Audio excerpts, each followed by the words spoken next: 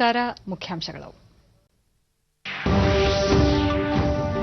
ಇಂದು BJP ಕೇಂದ್ರೀಯ ಚುನಾವಣಾ ಸಮಿತಿ ಸಭೆ.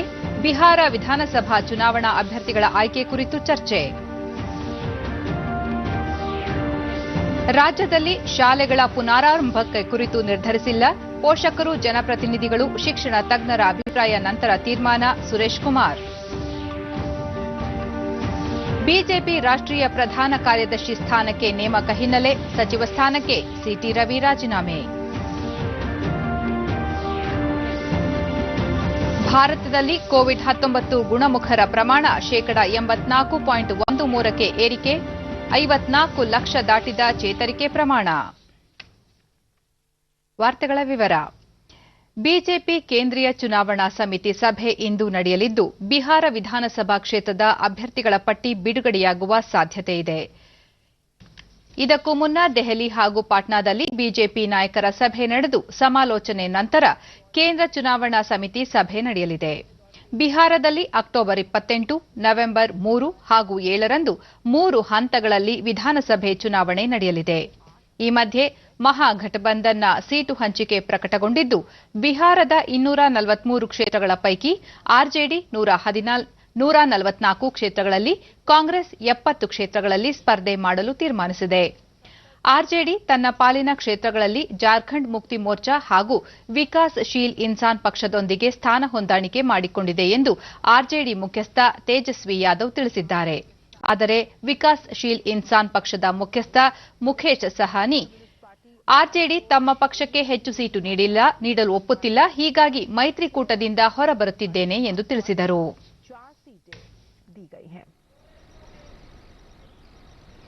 वहीं बिहार में महागठबंधन में सीट बंटवारे का ऐलान होते ही घटक दलों में दरार पड़ गई.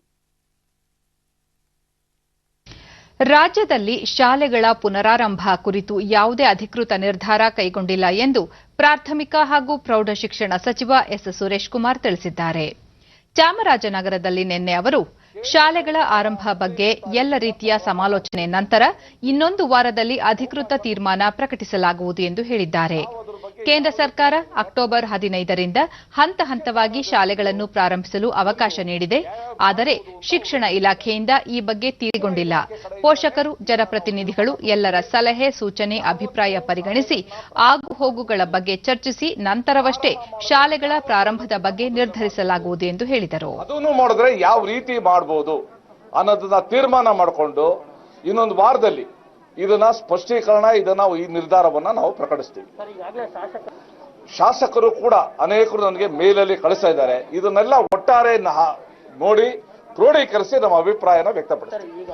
ಈಗ ಎಲ್ಲೆಲ್ಲಿ ಒನ್ ಟರ್ಮ್ ಫೀಸ್ಗಿಂತ ಜಾಸ್ತಿ ಡಿಮಾಂಡ್ ಮಾಡ್ತಾರೆ ಅಲ್ಲೆಲ್ಲರ ನಮ್ಮ ಬಿಒ ಗಮನಕ್ಕೆ ಅದನ್ನ ತರಬೇಕು ಅಂತ ಕೂಡ ಹೇಳಿದೀವಿ. ನಮ್ಮ ಬಿಒ ಕಡೆಯಿಂದ ಅದಕ್ಕೇನು ಕ್ರಮ ತಗೊಳ್ಬೇಕೋ ಅದನ್ನ ನಾವು ತಗೊಳ್ತೀವಿ. ಬಿಜೆಪಿ ರಾಷ್ಟ್ರೀಯ ಪ್ರಧಾನ ಕಾರ್ಯದರ್ಶಿ ಸ್ಥಾನಕ್ಕೆ ನೇಮಕಗೊಂಡಿರುವ ಕನ್ನಡ ಮತ್ತು ಸಂಸ್ಕೃತಿ ಹಾಗೂ ಪ್ರವಾಸೋದ್ಯಮ ಸಚಿವ ಸಿಟಿ ರವಿ ತಮ್ಮ ಸ್ಥಾನಕ್ಕೆ ರಾಜೀನಾಮೆ ನೀಡಿದ್ದಾರೆ. ಮುಖ್ಯಮಂತ್ರಿ ಬಿಎಸ್ ಯಡಿಯೂರಪ್ಪ ಅವರನ್ನು ಭೇಟಿ ಮಾಡಿ ರಾಜೀನಾಮೆ ಪತ್ರ ಸಲ್ಲಿಸಿದ್ದಾರೆ. ಸಿಟಿ ರವಿ ಅವರ ರಾಜೀನಾಮೆ ವಿಚಾರವನ್ನು ಮುಖ್ಯಮಂತ್ರಿ ಪಕ್ಷದ ರಾಷ್ಟ್ರೀಯ ವರಿಷ್ಠರಿಗೆ ಮಾಹಿತಿ ನೀಡಿದ್ದಾರೆ. ಅವರ ಸೂಚನೆ ಮೇರೆಗೆ ಮುಂದಿನ ಕ್ರಮ ಕೈಗೊಳ್ಳಲಿದ್ದಾರೆ ಎಂದು ಹೇಳಲಾಗಿದೆ. ಕೊರೋನಾ ಸೋಂಕಿನಿಂದ ಗುಣಮುಖರಾದವರ ಸಂಖ್ಯೆಯಲ್ಲಿ ಭಾರತ ಸುಧಾರಣೆಯತ್ತ ಸಾಗಿದ್ದು, ಚೇತರಿಕೆ ಪ್ರಮಾಣ 84.13%ರಷ್ಟಿದೆ. ದೇಶದಲ್ಲಿ ಒಟ್ಟು ಗುಣಮುಖರಾದವರ ಸಂಖ್ಯೆ 54 ಲಕ್ಷ ದಾಟಿದ್ದು, ಕೊರೋನಾ ಸೋಂಕಿನಿಂದ ಗುಣಮುಖರಾಗುತ್ತಿರುವವರ ಸಂಖ್ಯೆ ಹೆಚ್ಚಳವಾಗುತ್ತಿರುವ ರಾಷ್ಟ್ರಗಳಲ್ಲಿ ಭಾರತ ಮುಂಚೂಣಿಯಲ್ಲಿದೆ. ಕೇಂದ್ರ ಆರೋಗ್ಯ ಸಚಿವಾಲಯ ಕೊರೋನಾ ಪರೀಕ್ಷೆಗಳನ್ನು ಪರಿಣಾಮಕಾರಿಯಾಗಿ ನಿರ್ವಹಿಸುವುದರ ಜತೆಗೆ ಸೋಂಕಿತರಿಗೆ ಸೂಕ್ತ ಚಿಕಿತ್ಸೆ ನೀಡಿ ಗುಣಮುಖರಾಗಲು ಎಲ್ಲ ರೀತಿಯ ಕ್ರಮ ಕೈಗೊಳ್ಳಲಾಗುತ್ತಿದೆ. ಇದರಿಂದಾಗಿ ಭಾರತದಲ್ಲಿ ಗುಣಮುಖರಾಗುತ್ತಿರುವವರ ಸಂಖ್ಯೆ ಹೆಚ್ಚಳವಾಗುತ್ತಿದೆ ಎಂದು ತಿಳಿಸಿದೆ.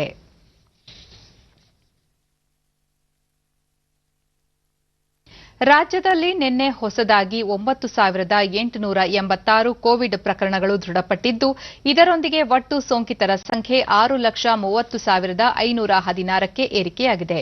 ನಿನ್ನೆ 8,989 ಮಂದಿ ಆಸ್ಪತ್ರೆಯಿಂದ ಬಿಡುಗಡೆಯಾಗಿದ್ದು, ಇದುವರೆಗೂ ಗುಣಮುಖಗೊಂಡವರ ಸಂಖ್ಯೆ 5,08,495ಕ್ಕೆ ತಲುಪಿದೆ. ನಿನ್ನೆ 100 ಮಂದಿ ಸಾವನ್ನಪ್ಪಿದ್ದು ಮೃತಪಟ್ಟವರ ಸಂಖ್ಯೆ 9,219ಕ್ಕೆ ಏರಿಕೆಯಾಗಿದೆ. ಸದ್ಯ ರಾಜ್ಯದಲ್ಲಿ 1,12,783 ಸಕ್ರಿಯ ಪ್ರಕರಣಗಳಿವೆ. 841 ಮಂದಿ ರಾಜ್ಯದ ವಿವಿಧ ಆಸ್ಪತ್ರೆಗಳಲ್ಲಿ ತೀವ್ರ ನಿಗಾ ಘಟಕದಲ್ಲಿ ಚಿಕಿತ್ಸೆ ಪಡೆಯುತ್ತಿದ್ದಾರೆ. 84,922 ಮಂದಿಗೆ ನಿನ್ನೆ ಪರೀಕ್ಷೆ ನಡೆಸಿದ್ದು, ಇದುವರೆಗೂ 51,74,652 ಮಂದಿಗೆ ಕೊರೋನಾ ಪರೀಕ್ಷೆ ನಡೆಸಲಾಗಿದೆ ಎಂದು ಆರೋಗ್ಯ ಮತ್ತು ಕುಟುಂಬ ಕಲ್ಯಾಣ ಇಲಾಖೆ ತಿಳಿಸಿದೆ. ಬೆಂಗಳೂರಿನಲ್ಲಿ 3,925 ಮಂದಿಗೆ ಸೋಂಕು ದೃಢಪಟ್ಟಿದ್ದು, ಒಟ್ಟು ಸೋಂಕು ಪ್ರಕರಣಗಳ ಸಂಖ್ಯೆ 2,45,700ಕ್ಕೆ ಏರಿಕೆಯಾಗಿದೆ. ನಿನ್ನೆ 2,001 ಮಂದಿ ಆಸ್ಪತ್ರೆಯಿಂದ ಬಿಡುಗಡೆಯಾಗಿದ್ದು, ಇದುವರೆಗೂ ಗುಣಮುಖಗೊಂಡವರ ಸಂಖ್ಯೆ 1,89,362ಕ್ಕೆ ಏರಿಕೆಯಾಗಿದೆ. ಸದ್ಯ 53,292 ಸಕ್ರಿಯ ಪ್ರಕರಣಗಳಿವೆ. ಬೆಂಗಳೂರಿನಲ್ಲಿ 21 ಮಂದಿ ಮೃತಪಟ್ಟಿರುವುದು ಸೇರಿದಂತೆ ಒಟ್ಟಾರೆ 3,045 ಮಂದಿ ಸಾವನ್ನಪ್ಪಿದ್ದಾರೆ.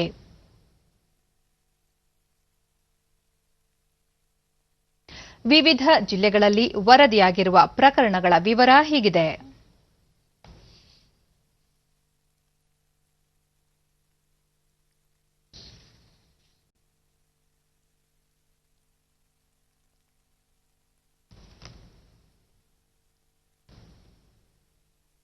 ದೇಶದಲ್ಲಿ ಈವರೆಗೆ 55,09,966 ಕೊರೋನಾ ಸೋಂಕಿತರು ಗುಣಮುಖರಾಗಿದ್ದು, ಸುಮಾರು 9,37,625 ಸಕ್ರಿಯ ಪ್ರಕರಣಗಳಿವೆ.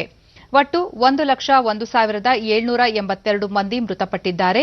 ಚೇತರಿಕೆ ಪ್ರಮಾಣ ಶೇಕಡಾ 84.13ರಷ್ಟಿದ್ದು, ಮರಣ ದರ ಶೇಕಡಾ 1.55ರಷ್ಟಿದೆ ಎಂದು ಕೇಂದ್ರ ಆರೋಗ್ಯ ಮತ್ತು ಕುಟುಂಬ ಕಲ್ಯಾಣ ಸಚಿವಾಲಯ ತಿಳಿಸಿದೆ. ಹಥ್ರಾಸ್ ಲೈಂಗಿಕ ದೌರ್ಜನ್ಯ ಹಾಗೂ ಕೊಲೆ ಆರೋಪ ಪ್ರಕರಣವನ್ನು ಸಿಬಿಐಗೆ ವಹಿಸಿ ಉತ್ತರ ಪ್ರದೇಶ ಸರ್ಕಾರ ಆದೇಶ ಹೊರಡಿಸಿದೆ. ಮುಖ್ಯಮಂತ್ರಿ ಯೋಗಿ ಆದಿತ್ಯನಾಥ್ ಅವರು ಹಥ್ರಾಸ್ ಪ್ರಕರಣದ ಇಡೀ ತನಿಖೆಯನ್ನು ಸಿಬಿಐಗೆ ವಹಿಸಿ ಆದೇಶ ಹೊರಡಿಸಿದ್ದಾರೆ ಎಂದು ಮುಖ್ಯಮಂತ್ರಿ ಕಚೇರಿ ಟ್ವೀಟ್ ಮಾಡಿದೆ. ಈ ಮೊದಲು ಪ್ರಕರಣವನ್ನು ಎಸ್ಐಟಿ ತನಿಖೆಗೆ ಆದೇಶಿಸಲಾಗಿತ್ತು. ಉತ್ತರ ಪ್ರದೇಶ ಹೆಚ್ಚುವರಿ ಮುಖ್ಯ ಕಾರ್ಯದರ್ಶಿ ಅವನೀಶ್ ಅವಸ್ತಿ ಮತ್ತು ಪೊಲೀಸ್ ಮಹಾನಿರ್ದೇಶಕ ಎಚ್ಸಿ ಅವಸ್ತಿ ನಿನ್ನೆ ಹಥ್ರಾಸ್ಗೆ ತೆರಳಿ ಸಂತ್ರಸ್ತ ಕುಟುಂಬ ಸದಸ್ಯರ ಮನವಿ ಆಲಿಸಿದರು. ಮತ್ತೊಂದೆಡೆ ಪ್ರಕರಣದಲ್ಲಿ ಕಾಂಗ್ರೆಸ್ ರಾಜಕಾರಣ ಮಾಡುತ್ತಿದೆ ಎಂದು ಕೇಂದ್ರ ಸಚಿವೆ ಸ್ಮೃತಿ ಇರಾನಿ ಟೀಕಿಸಿದ್ದಾರೆ. ರಾಹುಲ್ ಗಾಂಧಿ ಹಥ್ರಾಸ್ಗೆ ಭೇಟಿ ನೀಡಿರುವುದು ರಾಜಕೀಯ ತಂತ್ರಗಾರಿಕೆ ವಿನಃ ಸಂತ್ರಸ್ತರಿಗೆ ನ್ಯಾಯ ಒದಗಿಸುವುದಲ್ಲ ಎಂದಿದ್ದಾರೆ.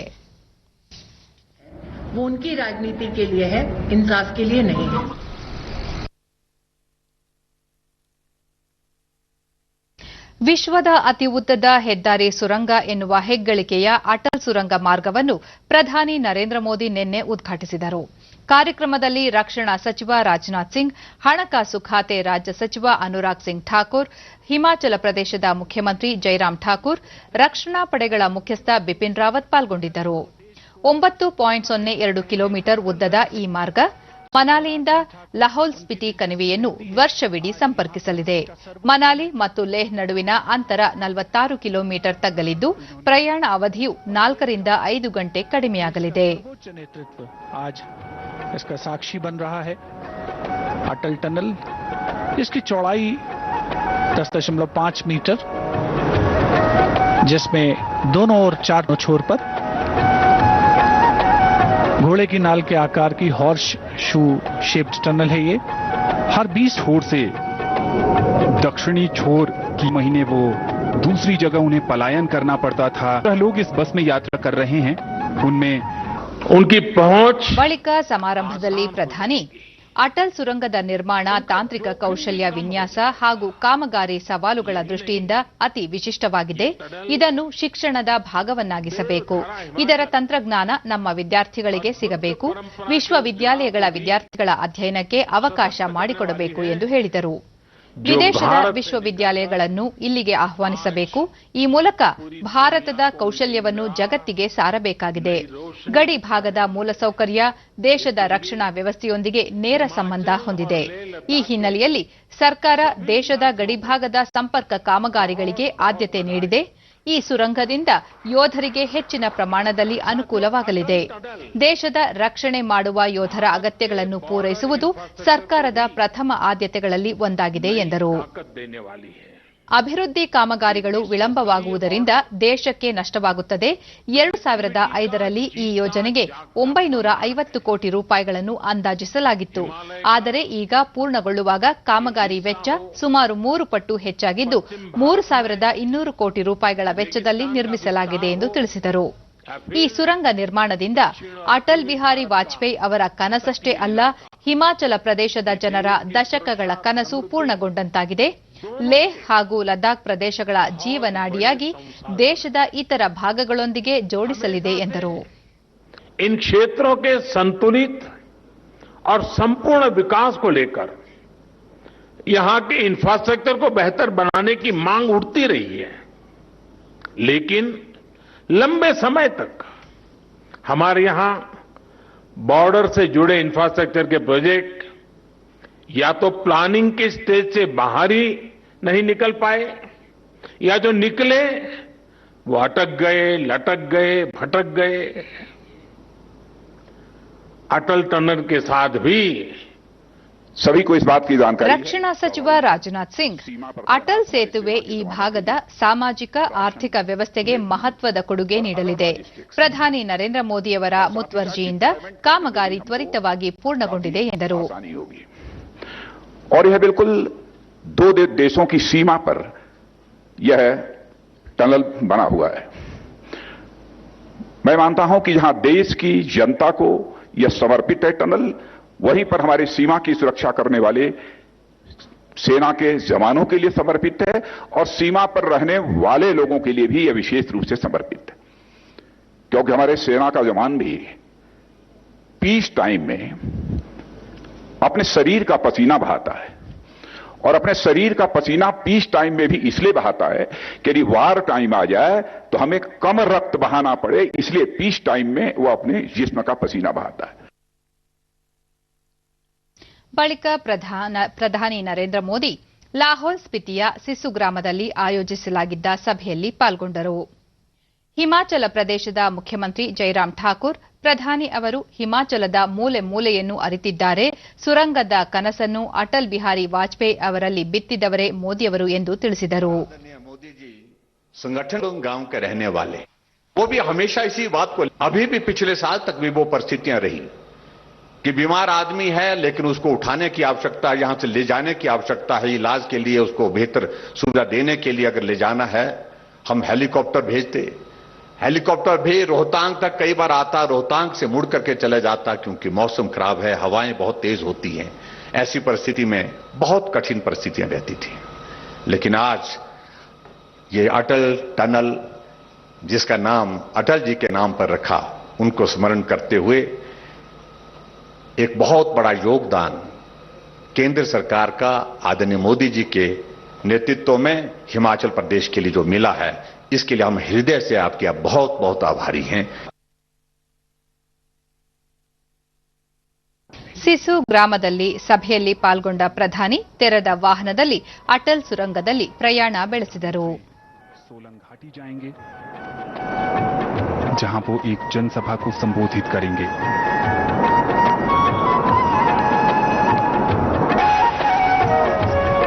ये बेहद ऐतिहासिक अवसर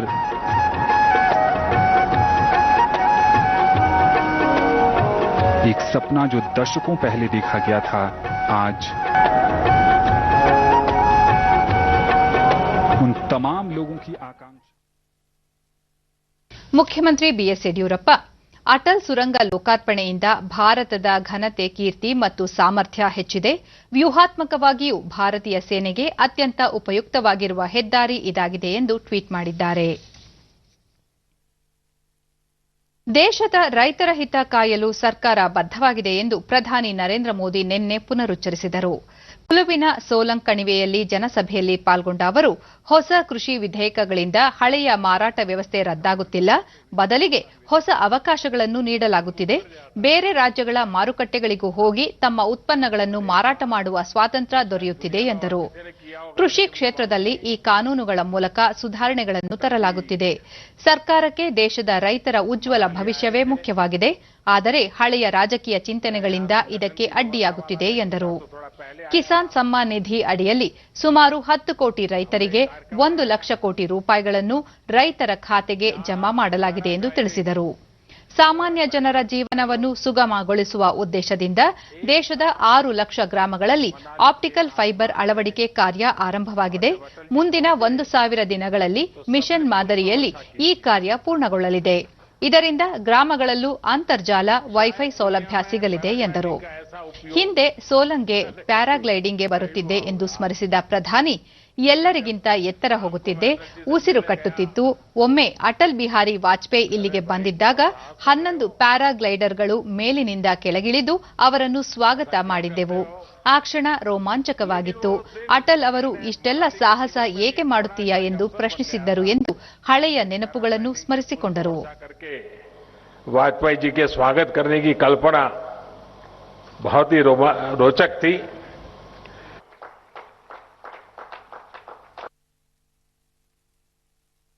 संस्कृति की द्योतक ಪ್ರಧಾನಿ ನರೇಂದ್ರ ಮೋದಿ ಅವರಿಗೆ ಶಾಂಗ್ರಿ ರಾಮಾಯಣದ ಕಲಾಕೃತಿ ನೀಡಿ ಗೌರವಿಸಲಾಯಿತು. ಸಾಂಪ್ರದಾಯಿಕ ಪೇಟ ತೊಡಿಸಿ ಶಾಲು ಹೊದಿಸಲಾಯಿತು. ಸೊಲಾಂಗ್ನಲ್ಲಿ ಮೋದಿ ಅವರು ಪ್ಯಾರಾಗ್ಲೈಡಿಂಗ್ ಮಾಡಿದ್ದ ಹಳೆಯ ಭಾವಚಿತ್ರವೊಂದನ್ನು ಉಡುಗೊರೆಯಾಗಿ ನೀಡಲಾಯಿತು.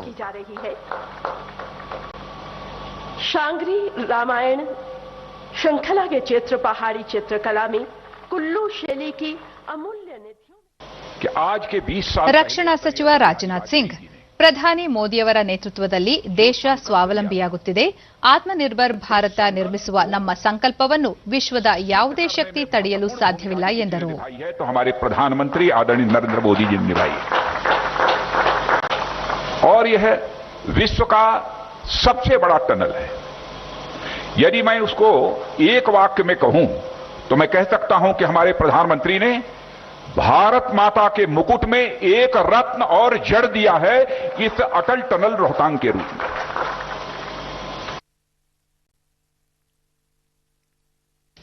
ಹಿಮಾಚಲ ಪ್ರದೇಶ ಮುಖ್ಯಮಂತ್ರಿ ಜೈರಾಮ್ ಠಾಕೂರ್, ಕೇಂದ್ರ ಸಚಿವ ಅನುರಾಗ್ ಠಾಕೂರ್ ಪಾಲ್ಗೊಂಡಿದ್ದರು. ಜವಳಿ ಕ್ಷೇತ್ರದಲ್ಲಿ ಕೌಶಲ ಅನ್ವೇಷಣೆಗಳ ಮಹತ್ವ ಹಿಂದಿಗಿಂತಲೂ ಇಂದು ಹೆಚ್ಚಾಗಿದೆ ಎಂದು ಪ್ರಧಾನಿ ನರೇಂದ್ರ ಮೋದಿ ಹೇಳಿದ್ದಾರೆ. ಜವಳಿ ಸಂಸ್ಕೃತಿಯ ಕುರಿತು ಭಾರತೀಯ ಸಾಂಸ್ಕೃತಿಕ ಸಂಬಂಧಗಳ ಮಂಡಳಿ ಐಸಿಸಿಆರ್ ಏರ್ಪಡಿಸಿದ್ದ ವೆಬಿನಾರ್ನಲ್ಲಿ ಪಾಲ್ಗೊಂಡ ಅವರು ಭಾರತದ ಜವಳಿ ಪರಂಪರೆಯ ಶ್ರೀಮಂತಿಕೆಯನ್ನು ಕೊಂಡಾಡಿದರು. ಭಾರತದ ಜವಳಿ ಕ್ಷೇತ್ರ ವೈವಿಧ್ಯಮಯವಾಗಿದ್ದು ಶ್ರೀಮಂತ ಸಾಂಸ್ಕೃತಿಕ ಪರಂಪರೆಯನ್ನು ಬಿಂಬಿಸುತ್ತದೆ. ಜವಳಿ ಎಂದಿನಿಂದಲೂ ಅಪಾರ ಉದ್ಯೋಗಾವಕಾಶ ನೀಡಿರುವ ಕ್ಷೇತ್ರವಾಗಿದೆ ಎಂದರು. ಆತ್ಮನಿರ್ಭರ್ ಜವಳಿ ಕ್ಷೇತ್ರಕ್ಕಾಗಿ ಕೇಂದ್ರ ಸರ್ಕಾರ ಹಲವಾರು ಸವಲತ್ತುಗಳನ್ನು ನೀಡುತ್ತಿದೆ. ಕೌಶಲ್ಯಾಭಿವೃದ್ಧಿ, ಹಣಕಾಸು, ಆಧುನಿಕ ತಂತ್ರಜ್ಞಾನಗಳ ನೆರವು ನೀಡಲಾಗುತ್ತಿದೆ. ಇದು ಸವಾಲಿನ ಸಮಯವಾಗಿದೆ. ಆದರೆ ಜವಳಿ ಕ್ಷೇತ್ರ ಎಂದಿಗೂ ಹೊಸ ಚಿಂತನೆ, ಸಿದ್ಧಾಂತಗಳನ್ನು ಅಳವಡಿಸಿಕೊಳ್ಳುತ್ತಾ ಮುಂದೆ ಸಾಗುತ್ತಿದೆ. ಮಹಿಳಾ ಸಬಲೀಕರಣಕ್ಕೂ ಕಾರಣವಾಗಿದೆ ಎಂದರು. ಭಾರತದ ಜವಳಿಗೆ ಜಾಗತಿಕ ಬೇಡಿಕೆ ಇದೆ ಎಂದ ಪ್ರಧಾನಿ, ಗಾಂಧೀಜಿಯವರು ಚರಕದ ಮೂಲಕ ಇಡೀ ದೇಶವನ್ನೇ ನೇಯ್ದರು. ಆಂಧ್ರದಲ್ಲಿ ಕಲಂಕಾರಿ, ಕಾಶ್ಮೀರದಲ್ಲಿ ಕಶ್ಮೀನಾ, ಗುಜರಾತ್ನಲ್ಲಿ ಪಟೋಲಾ, ಮಧ್ಯಪ್ರದೇಶದಲ್ಲಿ ಚಂದೇರಿ, ಹೀಗೆ ಅಸಂಖ್ಯಾತ ವೈವಿಧ್ಯಮಯ ಜವಳಿ ಮೂಲಗಳು ದೇಶದಲ್ಲಿವೆ ಎಂದರು. One of the earliest to spin, weave and dye cotton. Naturally, colored cotton has a long and glorious history in India. The same is said about silk. Friends, the diversity in our textiles shows the richness of our culture.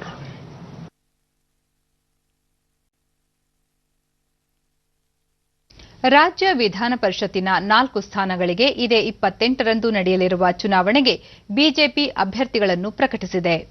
ಪಶ್ಚಿಮ ಪದವೀಧರ ಕ್ಷೇತ್ರದಿಂದ S V ಸಂಕಾನೂರ್, ಆಗ್ನೇಯ ಪದವೀಧರ ಕ್ಷೇತ್ರಕ್ಕೆ ಚಿದಾನಂದಗೌಡ, ಈಶಾನ್ಯ ಶಿಕ್ಷಕರ ಕ್ಷೇತ್ರಕ್ಕೆ ಶಶೀಲ್ ನಮೋಶಿ ಮತ್ತು ಬೆಂಗಳೂರು ಶಿಕ್ಷಕರ ಕ್ಷೇತ್ರಕ್ಕೆ ಪುಟ್ಟಣ್ಣ ಅವರನ್ನು ಅಭ್ಯರ್ಥಿಗಳಾಗಿ ಘೋಷಿಸಲಾಗಿದೆ. ಇದರೊಂದಿಗೆ ಬಿಹಾರದ 5 ವಿಧಾನ ಪರಿಷತ್ ಸ್ಥಾನಗಳಿಗೂ ಅಭ್ಯರ್ಥಿಗಳನ್ನು ಬಿಜೆಪಿ ರಾಷ್ಟ್ರೀಯ ಪ್ರಧಾನ ಕಾರ್ಯದರ್ಶಿ ಅರುಣ್ ಸಿಂಗ್ ಪ್ರಕಟಿಸಿದ್ದಾರೆ.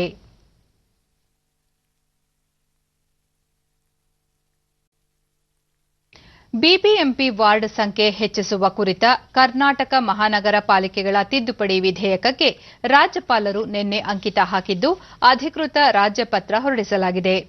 ರಾಜ್ಯ ವಿಧಾನಮಂಡಲದ ಉಭಯ ಸದನಗಳಲ್ಲಿ ಅಂಗೀಕಾರವಾಗಿದ್ದ ವಿಧೇಯಕ ಇದಾಗಿದ್ದು ಕೆಎಂಸಿ ಕಾಯ್ದೆಗೆ 3ನೇ ತಿದ್ದುಪಡಿ ಮಾಡುವುದು ಸೇರಿದೆ. ಹೊಸ ವಿಧೇಯಕದ ಪ್ರಕಾರ ಪಾಲಿಕೆ ಸದಸ್ಯರ ಸಂಖ್ಯೆ 225ರಿಂದ 250ರ ಒಳಗೆ ಇರಲಿದೆ. ಅಲ್ಲದೆ ವಾರ್ಡ್ಗಳ ಮರು ವಿಂಗಡಣೆ ಅಥವಾ ವಾರ್ಡ್ಗಳ ರಚನೆ ವೇಳೆ 2 ವಿಧಾನಸಭಾ ಕ್ಷೇತ್ರಗಳಿಗೆ 1 ವಾರ್ಡ್ ಹಂಚಿಕೆಯಾಗದಂತೆ ನಿಗಾ ವಹಿಸಬೇಕು ಎಂದು ಅಂಶಗಳನ್ನು ಈ ವಿಧೇಯಕ ಒಳಗೊಂಡಿದೆ. ವಾರ್ಡ್ಗಳ ಗಡಿ ನಿರ್ಧಾರ ಕುರಿತು ಶಿಫಾರಸು ಮಾಡಲು ಗಡಿ ನಿರ್ಧಾರ ಆಯೋಗ ರಚನೆ ಮಾಡಲು ಪ್ರಸ್ತಾವನೆ ನೀಡಲಾಗಿದೆ.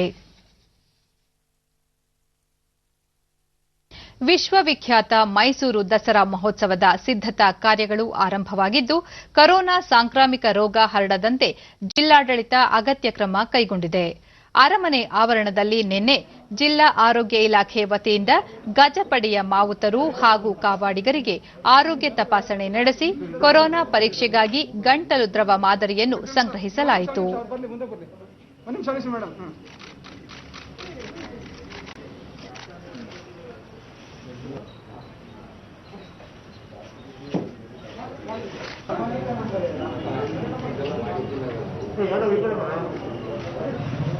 ಈ ವರ್ಷ ದಸರಾ ನಡೀತಾ ಇದೆ. ಸುದ್ದಿಗಾರರೊಂದಿಗೆ ಹಿರಿಯ ಅರಣ್ಯಾಧಿಕಾರಿ ಅಲೆಕ್ಸಾಂಡರ್, ಕೇಂದ್ರ ಹಾಗೂ ರಾಜ್ಯ ಸರ್ಕಾರಗಳ ಮಾರ್ಗಸೂಚಿ ಅನ್ವಯ ಕೊರೋನಾ ಹರಡದಂತೆ ಎಲ್ಲ ರೀತಿಯ ಮುಂಜಾಗ್ರತಾ ಕ್ರಮಗಳನ್ನು ಕೈಗೊಳ್ಳಲಾಗಿದೆ.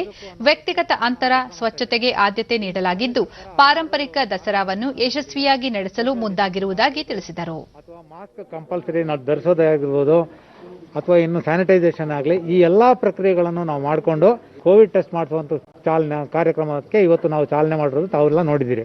ಸಾಧ್ಯವಾದಷ್ಟು ಒಂದು ಪಶುವೈದ್ಯ ನಾಗರಾಜ್, ಆನೆಗಳು, ಮಾವುತರು, ಕಾವಾಡಿಗರು ಆರೋಗ್ಯದಿಂದ ಇದ್ದು ಅವರ ಬಗ್ಗೆ ನಿಗಾ ವಹಿಸಲಾಗಿದೆ, ಅಗತ್ಯ ಕ್ರಮಗಳನ್ನು ಕೈಗೊಳ್ಳಲಾಗಿದೆ ಎಂದರು. ಇಲ್ಲೇ ವ್ಯವಸ್ಥೆ ಮಾಡ್ಕೊಂಡು ಹೋಗ್ತಾ ಇದ್ದೇವೆ. ಈ ಒಂದು ಕೊರೋನಾ ಟೆಸ್ಟ್ ನ ಮಾಡಿಸ್ಲಿಕ್ಕೆ ಎಲ್ಲಾ ತರದ ವ್ಯವಸ್ಥೆಯನ್ನ ಮಾಡ್ಕೊಂಡಿದ್ದೇವೆ.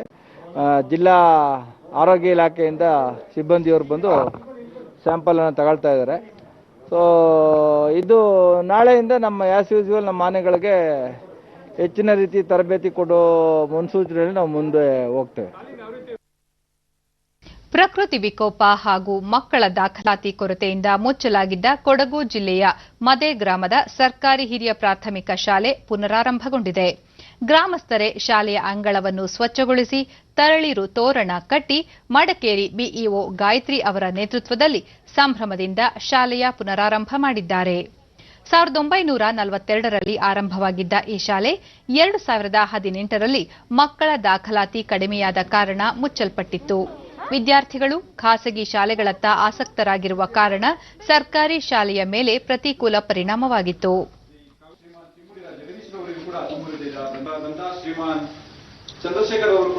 ಸುಮಾರು 80 ಡಿಡಿ ನ್ಯೂಸ್ನೊಂದಿಗೆ ಬಿಇಒ ಗಾಯತ್ರಿ, 70 ವರ್ಷದ ಹಳೆಯದಾದ ಈ ಶಾಲೆ ಪುನರಾರಂಭಗೊಂಡಿದೆ. ಸುಮಾರು 80 ಮನೆಗಳಿರುವ ಈನಲ್ಲಿ 20 ಮಕ್ಕಳು ಪ್ರವೇಶ ಪಡೆದುಕೊಂಡಿದ್ದಾರೆ ಎಂದರು. ಇಲ್ಲಿ ಈ ಪ್ರದೇಶದಲ್ಲಿ ವಾಸವಾಗಿರುವಂತಹ ಕುಟುಂಬದಲ್ಲಿರುವಂತಹ ಮಕ್ಕಳಿಗೆ ಈ ಶಾಲೆಯನ್ನ ಪುನರಾರಂಭಿಸಬೇಕು ಅಂತ ಹೇಳಿಬಿಟ್ಟು ಊರಿನ ಶಿಕ್ಷಣಾಸಕ್ತರು, ಹಿರಿಯರು, ಗ್ರಾಮಸ್ಥರು ಎಲ್ಲರೂ ಕೂಡ ಮನವಿಯನ್ನ ಗ್ರಾಮ ಪಂಚಾಯಿತಿ ಮೂಲಕ ಇಲಾಖೆಗೆ ಸಲ್ಲಿಸಿದ್ರಿಂದ ಈ ಶಾಲೆಯನ್ನ ಮತ್ತೆ ನಾವು ಇಂದು ಈ ಪುನರಾರಂಭವನ್ನ ಮಾಡ್ತಾ ಇದ್ದೇವೆ. ಆದ್ರೆ ಈಗ ಗ್ರಾಮಸ್ಥ ಹೇಮಂತ್, ಶಾಲೆ ಪುನರಾರಂಭಗೊಂಡಿರುವುದು ಗ್ರಾಮಸ್ಥರಲ್ಲಿ ಸಂತಸ ತಂದಿದೆ ಎಂದರು. ಮತ್ತೆ ನಾವು ಊರಿನವರೆಲ್ಲ ಸೇರ್ಕೊಂಡು ಶಾಲೆ ಮತ್ತೆ ತೆರೆಯಬೇಕು ಅನ್ನೋ ಕಾರಣಕ್ಕೋಸ್ಕರ ಶಾಲೆಯನ್ನ ಕಳೆದ ವಾರ ಶ್ರಮದಾನದಿಂದ ಸ್ವಚ್ಛಗೊಳಿಸಿದ್ದೀವಿ. ಇನ್ನು ಮುಂದಿನ ದಿನಗಳಲ್ಲಿ ಒಂದು ಒಳ್ಳೆಯ ಶಾಲೆಯಾಗಿ ನಿರ್ಮಾಣ ಮಾಡಬೇಕು ಅಂತ ನಾವು ಗ್ರಾಮಸ್ಥರು ಮತ್ತು ಎಲ್ಲ ಪೋಷಕರು ಕೂಡ ಶ್ರಮ ಪಡ್ತಾ ಇದ್ದೀವಿ. ತುಂಬಾ ಖುಷಿ ಆಗ್ತಾ ಇದೆ. ಈಗ ನಮ್ಮ ಸ್ಕೂಲ್ ಮತ್ತೆ ಓಪನ್ ಆಗ್ತಾ ಇದೆ ಅಂತ ಹೇಳಿದ್ರೆ ಎಲ್ರಿಗೂ ಕೂಡ ಒಂದು ಹೆಮ್ಮೆಯ ವಿಷಯ ಅಂತಾನೆ ಹೇಳ್ಬೋದು. ಈಗ ಕೋವಿಡ್-19 ಲಾಕ್ಡೌನ್ ಸಂದರ್ಭದಲ್ಲಿ ರೇಷ್ಮೆ ಬೆಳೆಗಾರರು ಆರ್ಥಿಕ ಸಂಕಷ್ಟ ಅನುಭವಿಸುವ ಪರಿಸ್ಥಿತಿ ಎದುರಾದ ಹಿನ್ನೆಲೆಯಲ್ಲಿ ರೈತರಿಗೆ ಬೆಳೆ ನಷ್ಟ ಪರಿಹಾರ ಘೋಷಿಸಿದ್ದು, ಈ ಮೂಲಕ ಕೋಲಾರದ ರೇಷ್ಮೆ ಬೆಳೆಗಾರರಲ್ಲಿ ಸಂತಸ ಮೂಡಿಸಿದೆ.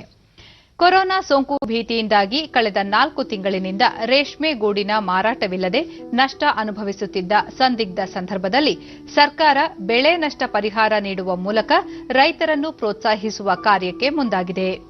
ರೇಷ್ಮೆ ಬೆಳೆಗಾರ ನಾಗರಾಜ್, ರೇಷ್ಮೆ ಇಲಾಖೆ ಅಧಿಕಾರಿಗಳ ಸಹಕಾರದಿಂದ ಒಂದು 300 ಮೊಟ್ಟೆಯನ್ನು ಮೇಯಿಸಿದ್ವಿ ನಾವು.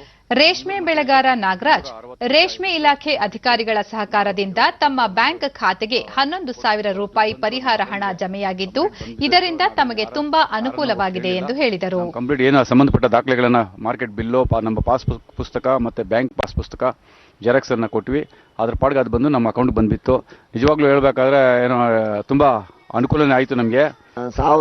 ರೈತ ನಾರಾಯಣಪ್ಪ ಸುಮಾರು 3 ಎಕರೆ ಪ್ರದೇಶದಲ್ಲಿ ರೇಷ್ಮೆ ಬೆಳೆದಿದ್ದು ಮಾರುಕಟ್ಟೆಯಲ್ಲಿ ಸೂಕ್ತ ವ್ಯಾಪಾರವಿಲ್ಲದೆ ನಷ್ಟ ಅನುಭವಿಸುವಂತಿದ್ದ ತಮಗೆ ಸರ್ಕಾರದಿಂದ 15,000 ಪರಿಹಾರ ಹಣ ದೊರೆತಿದೆ ಎಂದು ತಿಳಿಸಿದರು.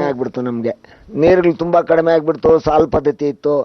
ಸಾಲ್ ಪದ್ಧತಿನೆಲ್ಲ ಏನು ಮಾಡಕ್ ಆಗ್ತಾ ಇಲ್ಲ. ಆಮೇಲೆ ಈ ಸರ್ಕಾರ ಒಂದು ಗಿಡ ಪದ್ಧತಿ ಅಂತ ಒಂದು ಇದು ಹೇಳಿದ್ದಾದ್ಮೇಲೆ ಅವರು ಅದನ್ನ ಅಳವಡಿಸಿ ಶುರು ಮಾಡಿದ್ವಿ. ಅದಕ್ಕೆ ಈ ಸರ್ಕಾರನೂ ನಮ್ಗೆ ಒತ್ತು ಕೊಡ್ತು. ಈಗ ಲಾಕ್ಡೌನ್ ಮತ್ತೋರ್ವ ಫಲಾನುಭವಿ ಮಂಜುನಾಥ್ ಸುಮಾರು 4 ವರ್ಷದಿಂದ ವಿವಿಧ ತಳಿಯ ರೇಷ್ಮೆ ಗೂಡುಗಳನ್ನು ಬೆಳೆಯುತ್ತಿದ್ದೇನೆ. ಪ್ರಸ್ತುತ ಕೊರೋನಾ ಸೋಂಕು ಭೀತಿಯಿಂದಾಗಿ ಮಾರಾಟ ಸಾಧ್ಯವಾಗದೆ ಸಂಕಷ್ಟದಲ್ಲಿದ್ದ ತಮಗೆ ಸರ್ಕಾರದಿಂದ 48,000 ರೂಪಾಯಿ ಪರಿಹಾರ ಹಣ ದೊರೆತಿದ್ದು ಮತ್ತಷ್ಟು ಆರ್ಥಿಕ ಪ್ರೋತ್ಸಾಹದ ನಿರೀಕ್ಷೆ ಹೊಂದಿರುವುದಾಗಿ ತಿಳಿಸಿದರು. 30 ರೂಪಾಯಿ ಅಂತ ಕೊಟ್ಟಿದ್ದಾರೆ. 50 ರೂಪಾಯಿ ನಮ್ಗೆ ಯಾವ ಕಡೆನೂ ಸಾಲಲ್ಲ. ಈಗ ಇನ್ನು ನಮ್ಗೆ ಬಂದಿರೋದು ಬರೀ 44,000 ಮಾತ್ರ ಬಂದಿದೆ. ಈಗ ದರ ಕುಸಿತದಿಂದ ಕೋಲಾರ ಸರ್ಕಾರಿ ರೇಷ್ಮೆ ಮಾರುಕಟ್ಟೆಯ ಸಹಾಯಕ ನಿರ್ದೇಶಕಿ ಲಕ್ಷ್ಮೀ ರೆಡ್ಡಿ ರೇಷ್ಮೆ ಬೆಳೆಗಾರರಿಗೆ ಸರ್ಕಾರ ಪರಿಹಾರ ಧನ ಘೋಷಿಸಿದ್ದು ತಮ್ಮ ಜಿಲ್ಲಾ ವ್ಯಾಪ್ತಿಯ 3,000 ಅರ್ಹ ಫಲಾನುಭವಿಗಳ ಬ್ಯಾಂಕ್ ಖಾತೆಗೆ ಹಣ ಜಮೆಗೊಳಿಸುವ ಕಾರ್ಯ ಪ್ರಗತಿಯಲ್ಲಿದ್ದು ಈವರೆಗೂ ಸುಮಾರು 300ಕ್ಕೂ ಹೆಚ್ಚು ಬೆಳೆಗಾರರ ಖಾತೆಗಳಿಗೆ 43 ಲಕ್ಷ ಹಣ ಜಮೆ ಮಾಡಲಾಗಿದೆ ಎಂದು ತಿಳಿಸಿದರು. ಆಮೇಲೆ ಆಧಾರ್ ಕಾರ್ಡ್ ಆಮೇಲೆ ಮುಂಗಡ ಸಂದ ರಸೀದಿ ಪಡ್ಕೊಂಡು ನೇರವಾಗಿ ಅವ್ರ ಮುಖಾಂತರ ಅವ್ರ ಅಕೌಂಟ್ಗೆ ನೇರವಾಗಿ ನಮ್ಮ ಕೇಟು ಮುಖಾಂತರ ಟ್ರಾನ್ಸಾಕ್ಟ್ ಮಾಡ್ತಾ ಇದ್ದೀವಿ. ಈಗಾಗಲೇ ನಮ್ಮಲ್ಲಿ 338 ಜನ 43 ಲಕ್ಷ ಡ್ರಾ ಮಾಡಿ ಡೈರೆಕ್ಟ್ ಆಗಿ ಅವ್ರ ಅಕೌಂಟ್ಗೆ ಹಣ ಸಂದಾಯ ಆಗಿರುತ್ತೆ. ಕೊರೋನಾ ಭೀತಿ ಹಿನ್ನೆಲೆಯಲ್ಲಿ ಸಾರ್ವಜನಿಕರು ಆಸ್ತಿ ತೆರಿಗೆ ಪಾವತಿಸಲು ಕಚೇರಿಗಳಿಗೆ ಬರಲು ಹಿಂದೇಟು ಹಾಕುತ್ತಿರುವುದರಿಂದ ಮೈಸೂರು ಮಹಾನಗರ ಪಾಲಿಕೆ ಜನರ ಬಳಿಗೆ ಹೋಗಿ ತೆರಿಗೆ ವಸೂಲಿ ಮಾಡುವ ವಿನೂತನ ಪ್ರಯೋಗ ಆರಂಭಿಸಿದೆ. ಚಾಮುಂಡೇಶ್ವರಿ ಕ್ಷೇತ್ರದಲ್ಲಿ ನಿನ್ನೆ ಆಯೋಜಿಸಿದ್ದ ಪಾಲಿಕೆಯ ನಡೆ ಜನತೆಯ ಕಡೆ ಎಂಬ ಕಾರ್ಯಕ್ರಮಕ್ಕೆ ಶಾಸಕ ಹಾಗೂ ಮಾಜಿ ಸಚಿವ ಜಿಟಿ ದೇವೇಗೌಡ ಚಾಲನೆ ನೀಡಿದರು.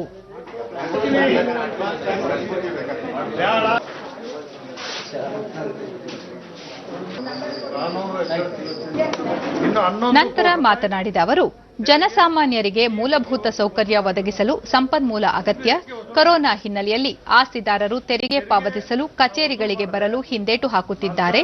ಹೀಗಾಗಿ ಮಹಾನಗರ ಪಾಲಿಕೆ ಅಧಿಕಾರಿಗಳೇ ಜನರ ಮನೆ ಬಾಗಿಲಿಗೆ ತೆರಳಿ ತೆರಿಗೆ ಸಂಗ್ರಹಿಸಲಿದ್ದಾರೆ. ಈ ಅವಕಾಶವನ್ನು ಸಾರ್ವಜನಿಕರು ಸದುಪಯೋಗ ಪಡಿಸಿಕೊಳ್ಳಬೇಕು ಎಂದು ಹೇಳಿದ್ದಾರೆ. ನಿವೇಶನಗಳಿದ್ದಾವೆ, ಖಾಲಿ ನಿವೇಶನಗಳು, ಅದಕ್ಕೆ ಸ್ಕ್ವೇರ್ ಫೀಟ್ಗೆ 1 ರೂಪಾಯಿ 2 ರೂಪಾಯಿ ಚಾರ್ಜ್ ಮಾಡಬೇಕು ಅಂತೇಳಿ 1 ವರ್ಷಕ್ಕೆ 2 ಬಾರಿ ಅದನ್ನ ಸ್ವಚ್ಛತೆ ಕ್ಲೀನ್ ಮಾಡಬೇಕು ಅಂತಕ್ಕಂಥ ತೀರ್ಮಾನವನ್ನು ಮಹಾನಗರ ಪಾಲಿಕೆ ಕ್ರಮ ಕೈಗೊಂಡಿದೆ. ಆ ರೀತಿಯಾಗಿ ಅವರ ಮನೆಯ ಸ್ವಚ್ಛತೆ, ಪರಿಸರ, ಕ್ರೀಡಾಂಗಣ. ಈಗ ಇಂದಿನ ಪತ್ರಿಕೆಗಳ ಇಣುಕು ನೋಟ. ಚಕ್ರ ಬಡ್ಡಿ ಮನ್ನಾ, ಸಾಲಗಾರರಿಗೆ ಕೇಂದ್ರ ಸರ್ಕಾರದಿಂದ ಸಿಹಿ ಸುದ್ದಿ, 2 ಕೋಟಿ ರೂಪಾಯಿ ಮಿತಿ, ನಾಳೆ ಸುಪ್ರೀಂನಲ್ಲಿ ನಿರ್ಧಾರ. ಹಲವು ಬೇಡಿಕೆ ಈಡೇರಿಸುವಂತೆ ಆಗ್ರಹಿಸಿ ವೈದ್ಯಕೀಯ ಹಾಗೂ ಆರೋಗ್ಯ ಇಲಾಖೆಯ ನೌಕರರ ಹೋರಾಟ, ಗುತ್ತಿಗೆ ನೌಕರರ ಮನವಿಗೆ ಸ್ಪಂದಿಸಿ ಸಿಎಂ. ಮಾಸ್ಕ್ ದಂಡ ಕಟ್ಟದಿದ್ದರೆ ಕೇಸ್, ಪ್ರಕರಣ ದಾಖಲಾದಲ್ಲಿ ಕೋರ್ಟ್ ಕಟಕಟೆ ಹತ್ತುವುದು ನಿಶ್ಚಿತ. ಕೃಷಿ ಕ್ಷೇತ್ರದಲ್ಲಿ ಮಹತ್ತರ ಬದಲಾವಣೆ, ಸುಳ್ಳು ಸಂದೇಶಗಳಿಗೆ ಗಮನ ಬೇಡ, ಕೇಂದ್ರ ಸರ್ಕಾರದಿಂದ ಬೆಂಬಲ ಬೆಲೆ ಇನ್ನಷ್ಟು ಹೆಚ್ಚಳ. ದೀಪಾವಳಿ ವೇಳೆಗೆ ಹೆಚ್ಚುವರಿ ವಿಮಾನ ಹಾರಾಟ, ಕೊರೋನಾ ಪೂರ್ವ ವಿಮಾನ ಸಂಚಾರ ಪ್ರಮಾಣ ನಿರೀಕ್ಷೆ. ಇವು ಇಂದಿನ ಪತ್ರಿಕೆಗಳ ಪ್ರಮುಖ ಸುದ್ದಿ. ಉಳಿದಂತೆ ಅಭಿಮನ್ಯು ಸಾರಥ್ಯದಲ್ಲಿ ದಸರಾಗೆ ಭರದ ಸಿದ್ಧತೆ, ಅರಮನೆ ಅಂಗಳಕ್ಕೆ ಆನೆಗಳ ಆಗಮನ, ವಿಕ್ರಮ, ಗೋಪಿ, ವಿಜಯ ಹಾಗೂ ಕಾವೇರಿ ಆನೆಗಳ ಬಯೋಡೇಟಾ. ಕುಡಿಯುವ ನೀರಲ್ಲಿ ಯುರೇನಿಯಂ ವಿಷ, ಕೇಂದ್ರ ಜಲಶಕ್ತಿ ಸಚಿವಾಲಯದ ವರದಿಯಲ್ಲಿ ಸ್ಫೋಟಕಾಂಶ, 8 ಜಿಲ್ಲೆಗಳ 14 ಸ್ಥಳಗಳಲ್ಲಿ ಜಲಗಂಡಾಂತರ. ಎಸ್ಎಂಎಸ್ನಲ್ಲಿ ಎಫ್ಐಆರ್ ಮಾಹಿತಿ, ನಗರ ಪೊಲೀಸ್ ಕಮಿಷನರೇಟ್ನಿಂದ ಹೊಸ ಸೇವೆ ಆರಂಭ ನಿರೀಕ್ಷೆ. ಅರ್ಧ ಪಠ್ಯಕ್ರಮದಷ್ಟು ಹೊರೆ ಇಳಿಸಿ, ಈಗಾಗಲೇ ಅರ್ಧ ಶೈಕ್ಷಣಿಕ ವರ್ಷ ಮುಕ್ತಾಯ, 50% ಪಠ್ಯ ಕಡಿತಕ್ಕೆ ಹೆಚ್ಚುತ್ತಿದೆ ಒತ್ತಡ. ನಡಾಲ್ ಜ್ವೆರೆವ್ ಪ್ರೀ ಕ್ವಾರ್ಟರ್ಗೆ ಲಗ್ಗೆ, ಫ್ರೆಂಚ್ ಓಪನ್ ಗ್ರ್ಯಾಂಡ್ ಸ್ಲಾಮ್ ಟೆನಿಸ್ನಲ್ಲಿ 96ನೇ ಗೆಲುವು ಪಡೆದ ಸ್ಪೇನ್ನ ರಫೇಲ್. ಕೊನೆಯಲ್ಲಿ ಮತ್ತೊಮ್ಮೆ ಮುಖ್ಯಾಂಶಗಳು. ಇಂದು ಬಿಜೆಪಿ ಕೇಂದ್ರೀಯ ಚುನಾವಣಾ ಸಮಿತಿ ಸಭೆ, ಬಿಹಾರ ವಿಧಾನಸಭಾ ಚುನಾವಣಾ ಅಭ್ಯರ್ಥಿಗಳ ಆಯ್ಕೆ ಕುರಿತು ಚರ್ಚೆ. ರಾಜ್ಯದಲ್ಲಿ ಶಾಲೆಗಳ ಪುನರಾರಂಭ ಕುರಿತು ನಿರ್ಧರಿಸಿಲ್ಲ, ಪೋಷಕರು, ಜನಪ್ರತಿನಿಧಿಗಳು, ಶಿಕ್ಷಣ ತಜ್ಞರ ಅಭಿಪ್ರಾಯ ನಂತರ ತೀರ್ಮಾನ.